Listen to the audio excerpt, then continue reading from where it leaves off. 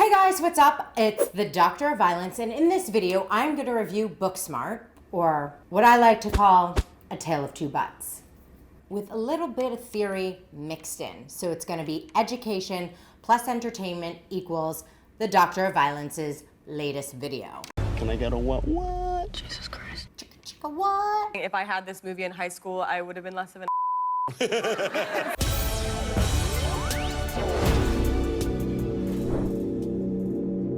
Okay, the plot. So Kel Surprise, it's a teen film, which is basically a film about a quest for identity, or what I like to call the clumsy road to figuring shit out. The tale is set on the eve of graduation. Amy and Molly, two high schoolers, wickedly smart, though on the fringes of the social scene, not so much because they're the targets of bullying, which is a common teen trope, but because they chose to eschew partying in favor of studying. Because they're all about becoming the badass future queen leaders of tomorrow, which obviously only happens if you work hard and don't play hard, or as they think, as long as you get into a dope college. And here is where Molly is giving me strong Tracy Flick election vibes. So they're goody two-shoes, but not subjects of vitriol. We meet them, and Molly is going to Yale and Amy is going to Columbia. Plans working. But what interrupts the whole status quo is when Molly realizes that the other kids, aka the popular partiers, got into good schools too. AAA, who's the resident skank, got into Yale. Seemingly dumb jock is going to Georgetown, and stoner Theo is offered a job to work at Google. She realizes this, of course, because how do you realize anything in high school? By overhearing a conversation in the bathroom stall where they're making fun of her. Not so much of the way she looks, but of her personality. Now, this is what really starts to F things up for Molly, who realizes that her perfect equation has a flaw. But graduation is tomorrow, and she only has one night to make up for lost time.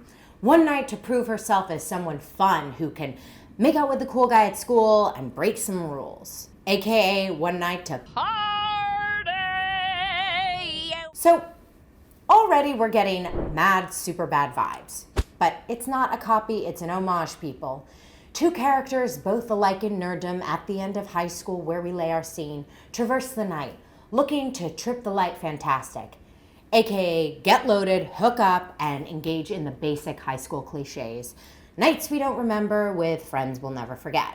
Obviously, attending the party comes with a bunch of comedic interruptions, or the basic teen film trajectory, platonic love, police, and parties. Which brings me to the highlight of the film, in my opinion, which is a highlight of Superbad as well, but I'm not talking about McLovin here, but platonic love. In a beautiful and honest way, this film portrayed the love of friendship without making fun of it.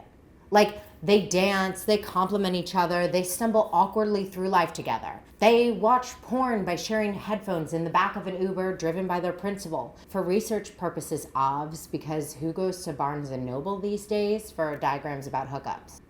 I do. It also portrayed the awkwardness of a first sexual experience in a non-binary way. It's not just about getting some chick drunk and having weird quasi-blackout sex. That's not the holy grail here. It's awkward, messy, and all you hope is that one day, and that day might never come, you can look back on it and laugh. So now it's time for the Laura Mulvey edition. And here is where the film is so effing different than Superbad.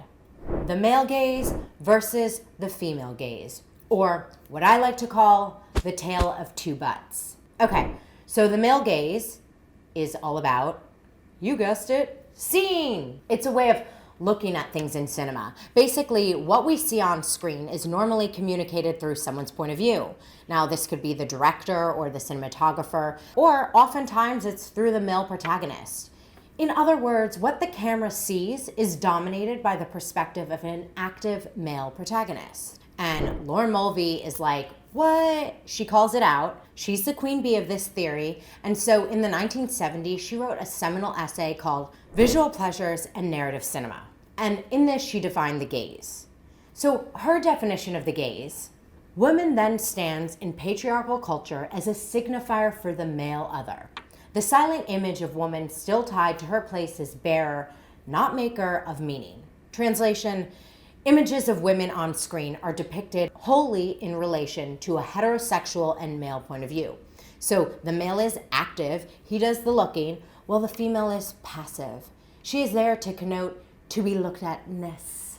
Film, in Mulvey's view, converges with the male gaze. The male protagonist's pleasure is transferred onto the spectator. Now, this is known in the film as Mick Levin is transfixed by a black thong peeking out of a pair of white cargo pants.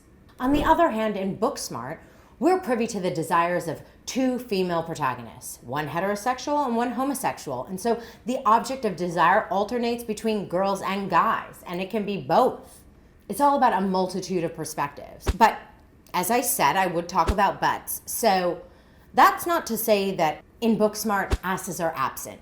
But in Booksmart, the film does something different. So I want to explain this through the character Triple A, who is dubbed by everyone in the high school as a slut. So high school norms consider her promiscuous, slutty, whatever. People call her Triple A because she gives blowjobs in cars, aka roadside assistance. But Triple A introduces her own butt early on in the classroom, drawing attention to it herself. Hey, $1 in the swear jar. I'm so sorry, these shorts, they don't have pockets. Okay, excuse me. So, of course, we can say that her ass is fetishized in the film. A good-looking ass is a good-looking ass. But the fact that it is the character herself who puts this on display is important. She's owning it. Later, she even further owns her sexual experience. She explains to Molly in the car that she knows that people call her Triple A, but that she isn't a slut. She is enjoying her sexual experience. She's actually giving blowjobs in a car because she doesn't want to do it at home because she lives with her parents. She's in high school, guys. So in this way, she is part of the scene. She may be an object of desire, but she's not passive. She shares in the looking. So Booksmart is doing some super bad, next level shit, raised to the nth power with the intervention of Laura Mulvey shit. And now the theoretical portion has ended. Okay, so it's a film review, so I can't be all like, oh my god, this was amazing, unless it's Apocalypse Now or Deer Hunter or Clueless. So basically I had one major beef with the film, and that was the sense of risk. So for me in this film, everything was a little too easily resolved. I mean, this is high school people. Spoiler alert, Amy and Molly get into a fight. So when Amy and Molly get into a fight, my beef is with how this was portrayed. They start insulting each other, nastiness surfaces, regrets, pain, typical misunderstandings disguised as insults start to stack up. And things start to get heated. And you can even see in the background that kids at the party begin to film this exchange on their iPhone. This is a moment where I started to feel something. Something more than just entertainment or escapism. But just as their emotions were getting ready to hit a crescendo, the voices are eclipsed by music blaring. So that even though the argument continues, we, the audience, aren't privy to it. And neither is the rest of the story. It seems to have no consequence on the narrative. They inevitably forgive and forget, and so do the rest of the high schoolers. Now, I'm not saying that I needed to experience shame. Shame. I'm not like a masochist. And certainly not in real life do we want to do that. But isn't that what cinema is about? A space where we can take emotions further because it's, well, safe and it's in this created world. But also, it's a bold choice to have an iPhone recording in the film, and the fact that this video never surfaced in the film irked me. Not because I wanted the pain of it, but you introduced the device, so give me the payoff. So they bleeped out the meanness, which, in my opinion, gave an otherwise authentic film the sanitized filtering of an Instagram post. In Clueless speak, we were missing the moment when Ty tells Cher that You're a virgin who can't drive. But besides that, the performances were sick, the dialogue was witty and quotable. I mean, any film where there is an Alanis Morissette karaoke scene is pretty much # Oscar-worthy. And bottom line, it reinforced one of the key tenets of high school, at least in my opinion, that lack of experience does not take away from one's complexity. You may not have it all figured out, but that's a part of the journey. And the journey of the teen film is one of identity and acceptance. Not so much from other people. I think that's what they want you to think it is, and that's what it appears to be at first in the film, But in the end, it's all about a character coming to terms with their unique brand of you, or about you coming to terms with your unique brand of you. And that's about it for now. So thank you so much for watching. Let me know what you think of the film, or any of the ideas, aka should I drop another video going more in depth about the gays, or are you bored? Hit subscribe, DM me any suggestions, write ideas, hates, loves in the comments, and see you next time. Thank you. Oh, fuck, the prompt is upside down.